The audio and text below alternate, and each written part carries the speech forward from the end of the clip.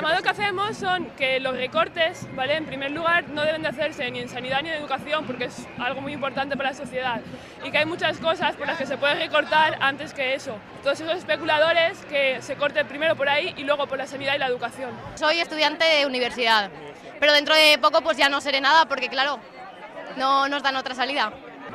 Pues que existe la justicia, ¿no? Porque la justicia solo sirve para lo que interesa y bueno, pues eso, que el dinero público sea de todos y que por supuesto sea para la educación y la sanidad y para los derechos humanos y derechos sociales. Han hecho unos recortes antihumanos, unos recortes en contra del progreso, del bienestar, de la educación, de la cultura. Somos el futuro del país, los que estamos estudiando ahora, y está mal que recorten, que debería de ser la educación pública para que todos nos la podamos permitir. Que sepan todo el mundo lo que está pasando en Valencia y cómo están las cosas. Expresar nuestros sentimientos. No tenemos libertad de expresión. Y Y hay mucha carga policial aquí para apoyar también. Y he venido desde allí hasta aquí para defender mis derechos.